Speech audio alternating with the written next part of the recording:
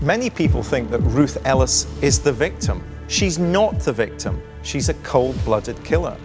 I feel an enormous sympathy for her because I feel that she was a victim of her time. As far as the law was concerned, she pulled the trigger, she killed a man in cold blood, and therefore she should be found guilty and hanged. In 1955, a murder was committed outside this pub at Hampstead in London. The victim was David Blakeley, and what made his killing so shocking was that his attacker had been his lover, Ruth Ellis. What I want to know is what would drive a woman to hunt down and kill in cold blood the man that she loved, and just how responsible was she for her actions?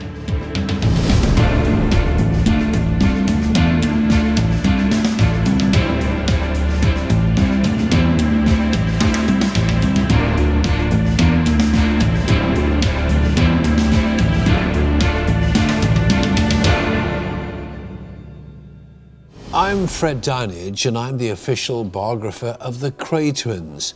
Well, in 1955, I was just a teenager when the case of Ruth Ellis hit the headlines. I still remember the story. It provoked a national outcry.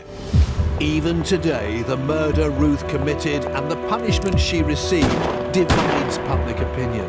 Her name remains in the history books as the last woman to be hanged in Britain. Ruth Ellis was born Ruth Nielsen in Rhyl, North Wales on the 9th of October 1926. She was one of 6 children brought up in a traditional working-class family. Her father, Arthur, was a jobbing musician, and as a family, they followed him around the country. Sadly, most of the people involved in the Ruth Ellis case have now passed away. But there's one man who interviewed several key witnesses for a book he co-wrote in 1977. He's the award-winning writer Lawrence Marks. We're actually, Lawrence, in the bar of the Magdala Public House in Hampstead. Let's go back to Ruth Ellis's childhood, her young life. What sort of life was it? She was a bit rebellious, a difficult child.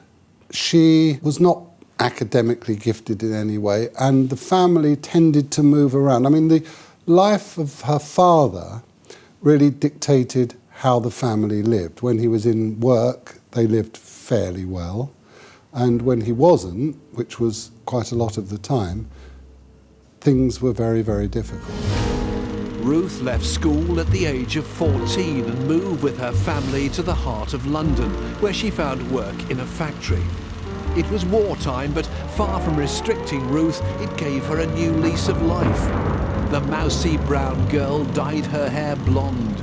By the age of 16, she was beginning to frequent the dance halls.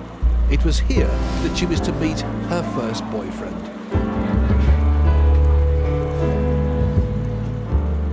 Well, Ruth was a very keen social dancer, and on this particular evening in 1943, she met a Canadian soldier, not what you would call attractive, but probably with a very full wallet. And they danced, and I think their relationship developed, and it was really Ruth's first love. I've arranged to meet a lady who was brought up surrounded by the nightclubs and dance halls of London. Author Pip Granger has made a study of the life of Ruth Ellis and can give me a real insight into what actually went on. I mean, she was 16, 17, she was dazzled. It was something she'd never come across before. And all the glamour in the ballrooms, you know, the glitter ball, the lovely frocks, because it was a time when English girls had had 6 years of war, no money. They were using gravy browning instead of stockings to make their legs look dark, and, you know, they couldn't afford nylons. So it would have been extremely glamorous to her. 10 years older than Ruth, Canadian Claire Andre introduced Ellis to the luxuries she was far from used to. He sent her carnations and would wine and dine her in the restaurants of Soho. Claire told her that he really would like to marry her. And Ruth was probably exceedingly flattered that this man in uniform would want to give his life to this young blonde woman. Ruth's life changed forever at the age of 17 when she fell pregnant. Claire Andre's promises of marriage were revealed to be nothing more than false hope. What Ruth didn't know, of course, and she didn't get to know this until some investigation into his background was conducted by, of all people, her mother, was that Claire was married with children in Canada. Ruth experienced for the first time rejection and how easily she could fall in love. And I think how easily she could fall in love really was the thread that ran through this story. At the age of 17, Ruth had a baby boy whom she named Claire Andrea Nielsen. She was now a mother with a child out of wedlock, frowned upon by others. Ruth made a conscious decision she wasn't going to be a victim. She wanted to take control of her life. Leaving her baby boy in the care of her family, she went back into the heart of London in search of work. She would have had a real trouble getting a job. So she ended up applying for and getting a job at the camera club, which involved her posing naked. You know, men used to go down to this club with their cameras. Few had film in them, I ought to say. And she would just disrobe and sit there in a static pose and be photographed by men. And she knew that the movement of her body, the eye contact, her youth, her pertness, could affect men. And I think that was the first time she really, really discovered that she had this control over men. Ellis's striking blonde looks and newfound sexuality had financial benefits. She was soon offered employment as a hostess at the Court Club in London. Many believe it was a combination of events during Ruth's life that caused her to commit murder. One man who studied what it takes to drive people to kill is criminologist Professor David Wilson. Ruth Ellis is making very conscious decisions about the kind of lifestyle that she wants. So we can almost see her journey from Rill to London, from London into factories. She becomes a photographer's model, she takes her clothes off, and from there it's actually a relatively short step to work in Mayfair nightclubs as a hostess. She was responsible for selling drinks at exorbitant prices. I'm told that cider looks like champagne in a flute and you can charge 3 guineas for it. That's what you did. She was an incredibly hard worker. You know, when she was working in Woolworths in Brixton, she was earning £2 a week. When she was working in the clubs as a hostess, she was taking home £20 a week. Well, we mustn't try and think that this is somehow a poor woman who's kind of blinded by the lights, the glitter, the glamour, the glitz of London. This is somebody who's very consciously making a decision that she can earn more money, provide better for her family, and she can be the person that she wants to be. The role of hostess involved more than selling drink. Ruth earned extra money by having sex with the clients of the Court Club. She started as a nude model at the camera club. But once she'd done that, she crossed an invisible line. So it wasn't a really big step then for taking money for something that I think she quite enjoyed. I mean, I think she liked sex in a time when women weren't supposed to. Ruth was leaving behind the life of poverty she'd experienced as a child. Her ability to make money from her clients enabled her to move on and become manager of the Mayfair hotspot, the Little Club. This seemingly glamorous life wasn't easy though. Ruth underwent several illegal abortions during her time working as a hostess. Ruth had made it clear that she would never get personally involved with any of the gentlemen that visited her club. However, one man proved persuasive in changing her mind. George Ellis was a dentist who regularly frequented the club. He was 21 years older than Ruth and infatuated with her. As with all of Ruth's love interests, things weren't quite what they seemed. George was an alcoholic. There's a sense in which George Ellis is an older man, alcoholic, dependent upon her. She must have felt in some way that she could control that relationship better than she'd been able to control the relationship with Claire Andrea, who had abandoned her. Ruth married George Ellis at a registry office in Tunbridge in Kent.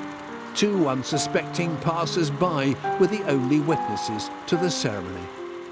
They have a child, Georgina, although George Ellis denies that Georgina could be his. He thinks that Ruth Ellis has clearly been sleeping around. Alternatively, Ruth Ellis thinks that he's been sleeping around. So we're back to this sense in which she doesn't trust the men in her lives. The marriage would only last for a year, and it wasn't George's alcoholism that would split them up. Ruth's jealousy was to blame.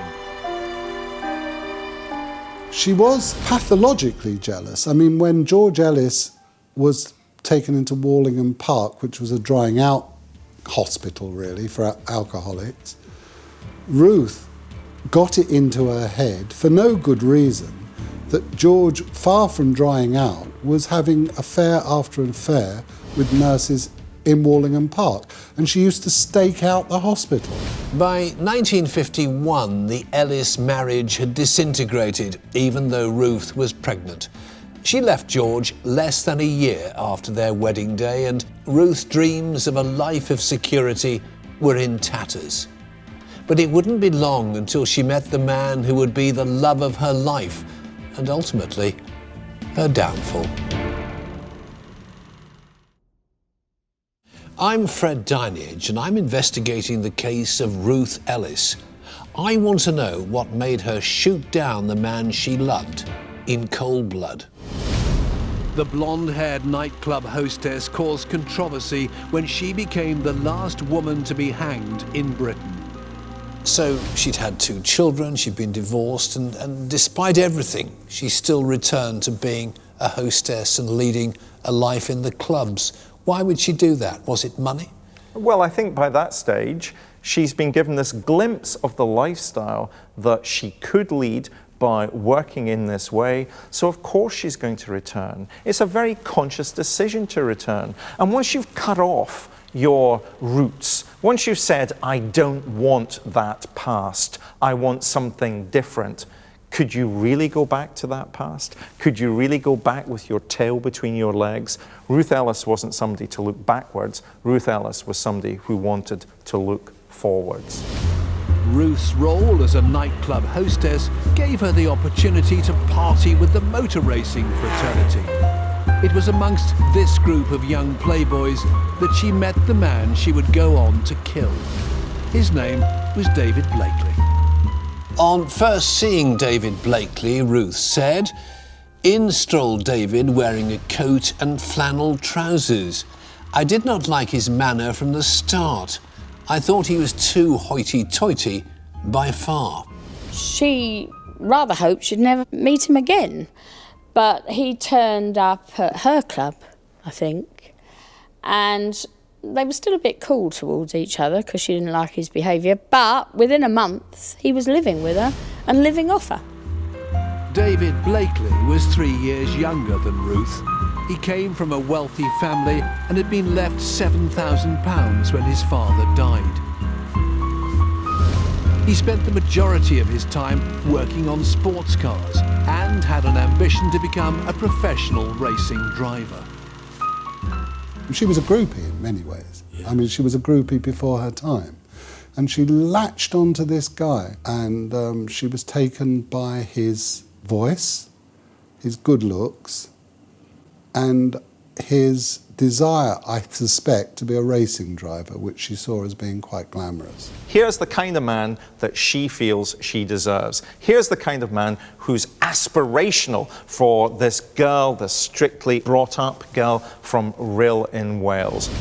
But looks can be deceiving. Blakeley's inability to keep a job and his obsession with motor racing drained his inheritance. His drinking increased. He was soon left penniless.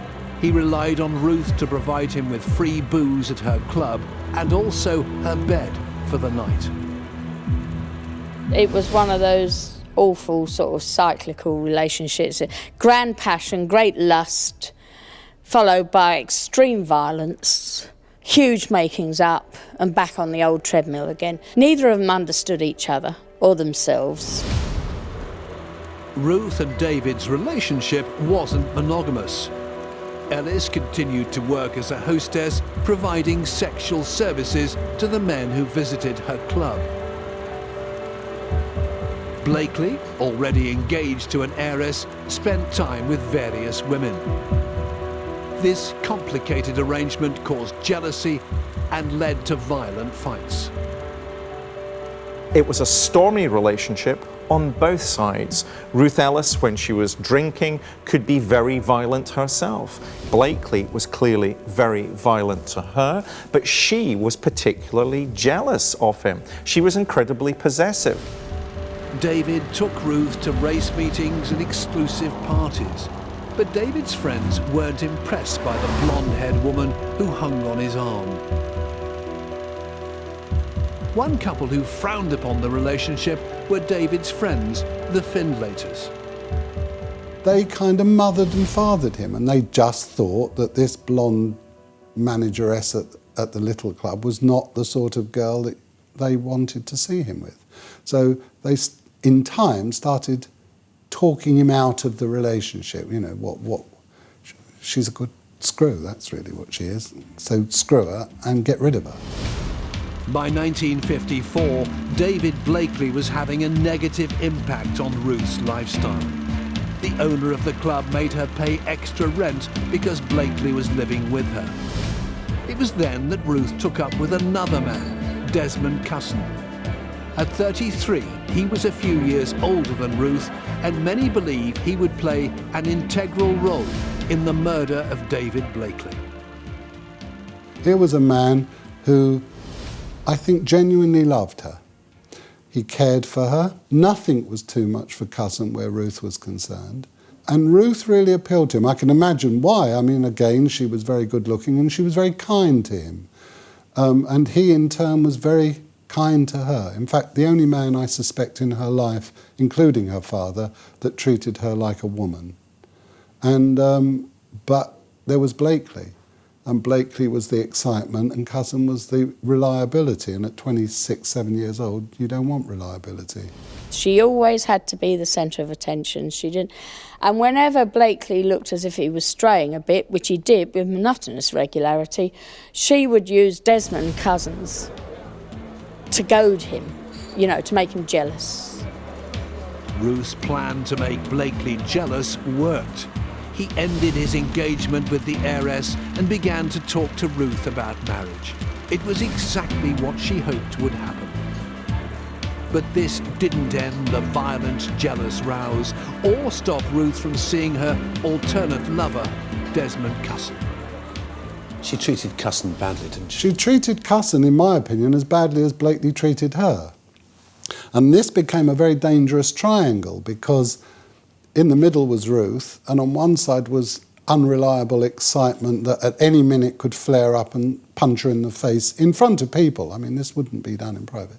And there, sitting there, was a man who could give her really everything that would have suited her life, watching and thinking, why is that man there, who I hate the sight of, hitting the woman I love full in the face with his fist and kicking her in the stomach? Their relationship spiraled out of control. It was affecting Ruth's job. She was given an ultimatum by her boss to choose between her career as a hostess or her lover, Blakeley. She chose Blakeley. In doing so, she became homeless. Desmond Cusson saw his opportunity and offered her the chance to move in with him. With no other choice, she accepted. When Blakeley drank her and misbehaved her, really, out of her job, she was homeless. Cousins gave her a home, gave her an income, and would allow, and this I can't understand, allow Blakeley to come and visit and sleep with her in his flat. I've often wondered if he might be a voyeur, but there's been no evidence of that. It's just that he was besotted and he was prepared to go to any lengths to keep hold of her. So he would drive her all over the place looking for Blakeley when she was in one of her jealous rages. In 1955, Ruth told Blakeley she was pregnant. Nobody knows if she planned to keep the baby, but the pregnancy ended in tragedy. It was in late March that David and Ruth had yet another violent row. It was then, according to Ruth, that David punched her in the stomach. Days later, she miscarried. The love triangle came to a head during Easter 1955. David Blakeley had promised to spend the weekend with Ruth. She dressed for an evening out, but he didn't turn up. Fueled by Pernod, Ruth's jealousy began to rise. She thought she'd track Blakeley down to his friend's house, the Finlaters. She made endless phone calls to the Finlaters' house, and they either ignored her, insulted her. She turned up at the house, they wouldn't let her in. She had a feeling that he was knocking off their nanny. Again, it's all about jealousy. It's all about possession. It's all about the sense in which Ellis feels that she's going to be abandoned. You start with a Canadian serviceman, you go on through George Ellis, you go on through David Blakeley, and therefore this anxiety, this worry that here again is another man who's prepared to leave her. Ruth damaged David's car outside the Finlaters in an attempt to bring him out of hiding. It failed. The police were called and persuaded a furious Ellis to go home. As she was driven away by Desmond Cusson, she made the deadly decision that would change her and David Blakeley's lives forever. I'm Fred Dinenage and I'm investigating what drove Ruth Ellis to kill her lover, David Blakeley, here outside the Magdala pub in London. Just what were the events that led to this tragic case that resulted in Ruth being the last woman to be hanged in Britain? The year was 1955 and nightclub hostess Ellis had been abandoned by her long-term lover, David Blakeley. Fueled by alcohol and in a jealous rage, she made the decision she wanted him dead. It's alleged it was at this point she turned towards her alternate lover, Desmond Cusson, for help. What I now know to have happened next was they left in Cusson's car to somewhere like Burnham Beeches. I think it was Burnham Beeches. And Cusson produced a loaded gun.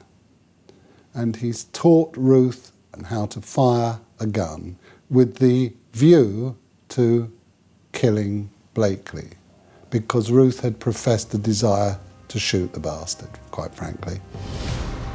It was Easter Sunday.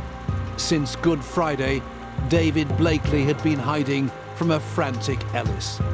Now she set out to hunt him down. For 3 days, Ellis has been drinking, taking tranquilizers, is in a heightened emotional state. The adrenaline would be running through her veins.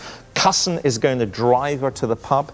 We don't know. What is Cusson saying to her as he's driving her to the pub? This is a man who's shown her how to fire the weapon, has loaded the weapon for her.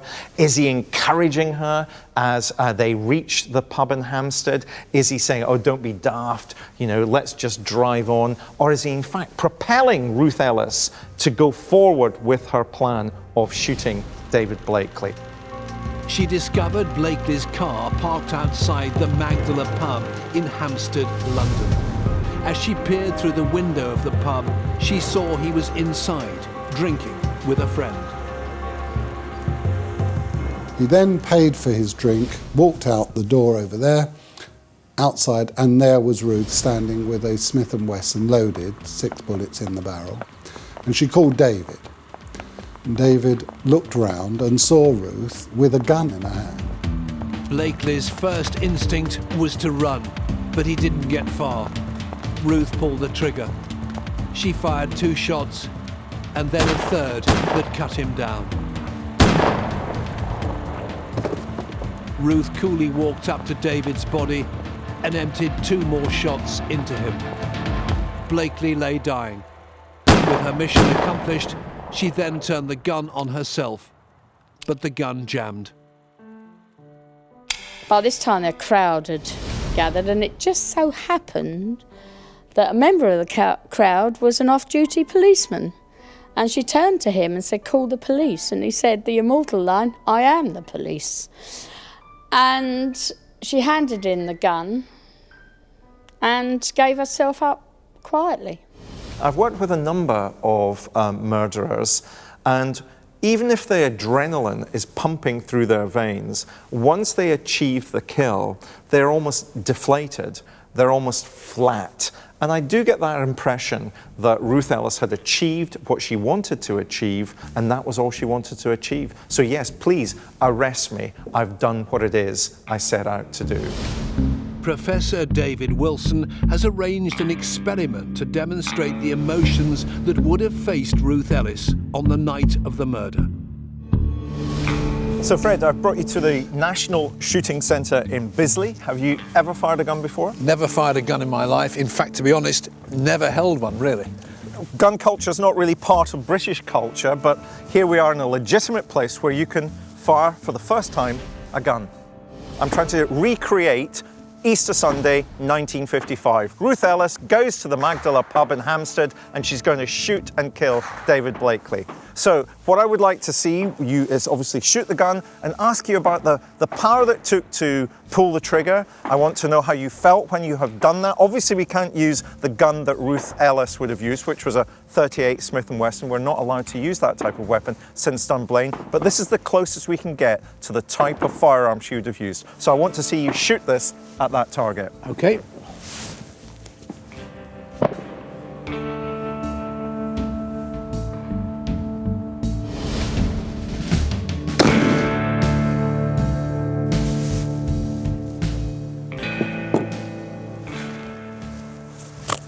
I think you've hit the target. Shall we go and see? Yes. So how did that feel? The gun is ever so heavy, but it's feather-light, the trigger. The moment you touch the trigger, bang. But you've never fired a gun before. No. What sort of emotions were you going through? When it fires, an incredible sensation of power. Power, you know, that big bang and the smoke. And having done that, you want to carry on firing. The adrenaline running? Yes. Imagine if you had been drinking Pernod. Imagine if you'd been taking tranquilizers. Imagine if it was your lover that had just dumped you. I can understand how it happened for Ruth Ellis. And of course, women, by and large, don't murder people in this way. They usually use poison, they use other types of ways of killing their victims. So here we've got a woman at the edge of a nervous breakdown almost, firing at her lover. Well, this is where David Blakeley was murdered, outside the Magdala pub in London, shot by Ruth Ellis. It must have been a truly horrific occasion. I'm about to meet a witness of the aftermath. His name, Martin Hart. You were here that fateful Easter Sunday night. Tell me what happened. I was 8 years old and I was walking home with my father past Hampstead Heath Station and into South Hill Park when we heard the shots. It sounded like a car backfiring. And my father brought me up the road and we saw Blakeley's body lying there with the blood pumping out of him. And I think my father forgot I was with him because he went over to see if he could do anything. And I saw Ruth Ellis being taken into the pub. What were your impressions of Ruth Ellis, a striking lady? She looked as cool as a cucumber. She looked relieved somehow. It's as though what she'd intended to do was finished with and it was over. I mean, you were an 8-year-old boy at the time. How did it all affect you? Were you shocked? It dawned on me, oh, it isn't just a game. So something real has happened. Ruth was taken to Hampstead Police Station, telling the police she was guilty and a little confused. Within hours, she made a confession outlining how she'd set out to kill Blakeley. At no point did she mention Desmond Cusson. When asked where she got the gun, Ruth told the police she'd been given it by one of her clients from the club to pay off a debt. Ruth Ellis was charged with the murder of David Blakeley. If found guilty, she would face the death penalty. As far as Ruth was concerned, at the moment she was arrested by PC Alan Thompson and taken to Hampstead Police Station, which is 3 minutes away from here. She had no desire to live at all. She had killed the man she loved, and now she wanted to be with him. So the quicker she could die, the better. The judge allocated to her trial was Lord Justice Cecil Havers. His daughter, Baroness Butler Sloss, has agreed to talk to me about his involvement. He was very much of the old school, of course they say, born in the Victorian era. He was a kind man. He was entirely fair. He had very clear guidelines as to how judges should behave. And he was a traditionalist, so he applied the law as he thought the law was. On the 20th of June 1955, Ruth Ellis stood trial for the murder of David Blakeley at the Old Bailey.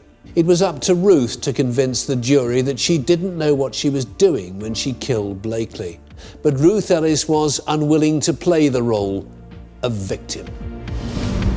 Ruth had re-dyed her hair platinum blonde to the horror of her solicitors. As she was brought into the courtroom, members of the gallery were shocked, and one was even heard to exclaim, "Tart." I think one problem was that she was dressed as a hostess, I think, in court, with peroxided hair, which in those days was not so usual. She had a career which was of a certain type of woman, and therefore she was much less likely to have public sympathy. They'd have called her a brassy blonde, and it's no accident that the slang for a prostitute at the time was brass, because people who dyed their hair must be loose women in those days. And she would have been seen as a glamour puss, and therefore a glamour puss would automatically be seen as a girl with loose knicker elastic. Ruth initially wanted to plead guilty, but her defence believed there were mitigating circumstances that had led her to kill Blakeley. When she finally took to the stand, she pleaded not guilty. Her trial would last only 2 days and proved to be one of the most controversial in British legal history. I'm Fred Dinenage, and I'm re-examining the events that led to Ruth Ellis killing her lover in 1955. Why did her hanging lead to a change in the law and contribute to the end of capital punishment? The murder trial at the Old Bailey lasted for just 2 days. Ruth pleaded not guilty. Her defence's aim was to persuade the jury that Ruth hadn't been of sound mind when she pulled the trigger. However, in 1955, diminished responsibility wasn't on the statute book. All they could hope for was for Ellis to be found guilty of manslaughter. Her defense was pretty meager, to say the least. Various issues did not come out at court that might have put the circumstances of her life in a better context. We might have heard more about the tranquilizers that she was using. We might have heard more about the baby that she lost. So there was quite a lot that didn't come out at court that probably would have helped her. The court called Desmond Cusson. His testimony would be crucial in determining Ruth's guilt. He should probably have been in the dock with Ruth Ellis. He provides her with the gun. He loads the gun for her. He shows her how to fire the gun. He drives her to the Magdala pub. And of course, in the background, Cusson has been this love rival for Ellis's affection. Desmond Cusson was questioned by the prosecution about his relationship with Ruth Ellis. He admitted they were lovers. The defence lawyer's cross-examination was surprisingly short. His questioning focused on whether Cusson had ever seen bruising on Ruth's body. He confirmed he had. At no point was he asked about his whereabouts on the night of the murder, or if he provided Ruth with the gun. Many believe it was Ruth Ellis's own testimony that sealed her fate. When asked by the prosecution what she intended to do when she fired the gun, she replied, "It's obvious, when I shot him, I intended to kill him." Was your father, do you recall, surprised that she hadn't made more of a defence? I think he couldn't quite believe it was such a straightforward case. But he applied the law. And his job was to tell the jury what the law was and the facts. The facts were extremely simple. She had a gun, she'd been given it, and she shot her lover, absolutely out in the open in the street. And once the jury had that information and no mitigating circumstances, they had to convict. The jury took just 23 minutes to come to a decision. They found Ruth Ellis guilty. Mr. Justice Havers sentenced Ruth to death by hanging. She calmly accepted her fate. There was a very cold, quiet sort of feeling in court. Nobody moved. Absolute silence when the death penalty was pronounced. The press and public took up her case. A petition signed by 50,000 people was handed to the Home Secretary. They didn't think this woman should be executed for murdering her lover. Some questioned whether a woman could even be responsible for such a premeditated crime. I want to know why so many people supported a convicted killer. Professor David Wilson has a psychological experiment to explain why people find it so hard to believe that a woman can kill. A boy and his father are driving on the M25, and unfortunately there's a dreadful accident and the boy's father dies. Luckily, the ambulance gets to the car crash quickly enough to stabilize the boy and take him to the nearest hospital. As he's being wheeled into the operating theatre for emergency surgery, the surgeon stops and says, "I'm sorry, I can't conduct this operation. This boy is my son." What's going on in that story? I honestly haven't got a clue. He's my son, Yes. and yet his father was in the car crash with Yes. him. And his father has died. His father has died. Mistaken identity. No, But he can't be his son because his father, the father of the boy, is dead. So how can his father be the surgeon? well, Fred, you're not the only person who argued that. I've been asking lots of people the same question I've just asked you, and just watch what they say as well. To be honest, no idea. No, I don't. No. Got no idea at all. No idea. Unless a surgeon's like a god or something like that. Stepfather, possibly? I have no idea. No, I don't know. I'm none the wiser. The surgeon says, "I can't conduct this operation because this boy's my son," because that is his mother. The surgeon is a woman, and the gender assumption is, as soon as I said surgeon, you thought man. What does that tell you about me and my thought process? Well, it tells me this, because these people were told the answer in the way that I've just told you, and here's what they said. Yeah, okay. I just assumed it was a man. You automatically think surgeon's going to be a man? Well, yeah, I guess, yeah, a little bit wrong for me to assume, but Of course a woman can be a surgeon. So we all assumed the same thing and we were all wrong. Why did we do that? Well, the key thing was what the last interviewee said. Of course a woman can be a surgeon, and of course a woman can be a killer. Only a day before her execution, Ruth was persuaded to appeal. she revealed the extent of Desmond Cussen's role in the murder of Blakeley. The call was put out from the Home Office to find Cussen. Cussen must have been in a state of absolute panic. He went into hiding and they never found him, and at midnight they called off the search and Ruth was doomed. At 9 a.m. on the 13th of July 1955, prisoner number 9656 was taken to the gallows. Ruth Ellis was hanged for the murder of David Blakeley. She was the last woman in Britain to be put to death.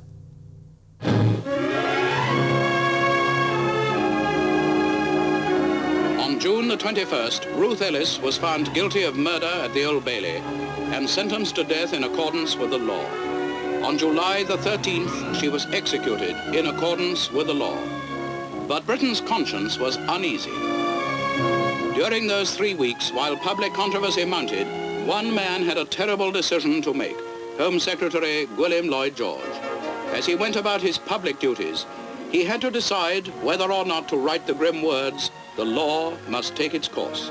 But in the end, he had no choice. As the law stands, and as precedent dictates, Ruth Ellis had to die. For the hundreds who waited at Holloway Jail on execution morning, and for the millions who stayed away, 3 questions remain. Should a woman hang? Should anyone hang at all? Or should there be degrees of murder?